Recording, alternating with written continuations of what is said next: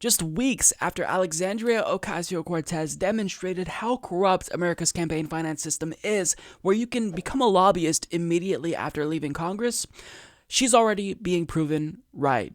And the individual who is proving her right is none other than former Democratic representative from her district who she beat, Joseph Crowley. Now, as Jenna Amatuli of HuffPost reports, former Representative Joe Crowley has joined the PASS USMCA coalition in an effort to help President Donald Trump's United States-Mexico-Canada trade agreement pass. "I'm excited to join the PASS USMCA coalition," said Crowley in a press release. "USMCA is a landmark trade victory for America's workers. My former colleagues should take action to ratify the agreement quickly." The longtime congressman, who was defeated in the June 2018 primary by progressive Democrat Alexandria Ocasio-Cortez, has signed on as an honorary co-chairman. After leaving Congress last year, it was announced earlier this week that Crowley would join the law and lobbying firm Squire Patton Boggs. PASS USMCA is a coalition of business, trade, and advocacy groups that is working to promote the passage of Trump's United States-Mexico-Canada agreement, which will replace the North American Free Trade Agreement, otherwise known as NAFTA. So it's already bad enough that he is becoming a lobbyist, but what makes matters worse is that he's lobbying to the benefit of Donald Trump. I mean, this says everything that you need to know about what's wrong with American politics. This revolving door where you leave Congress and become a lobbyist has got to stop. And the revolving door, understand, it goes both ways.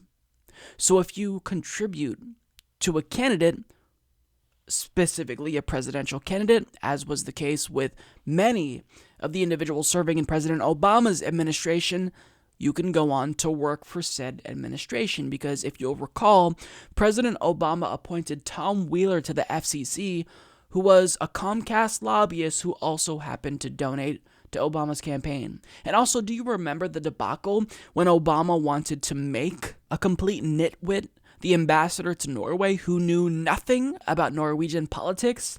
That was another example of the revolving door.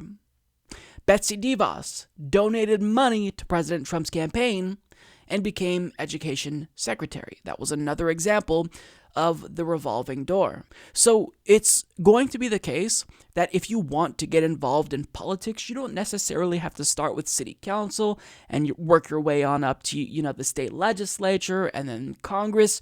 All you have to do is be wealthy, contribute to a politician, and then you can get yourself a job. Or, in this case, all you have to do is look out for special interests, and then they'll give you a job when you leave.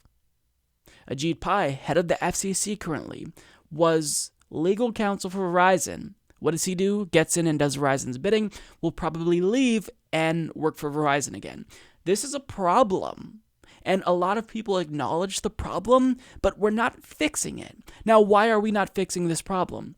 It's because how do you get people in Congress to tie their own hands, essentially? How do you get them to do something that will not go in their favor, that is against their own self-interest?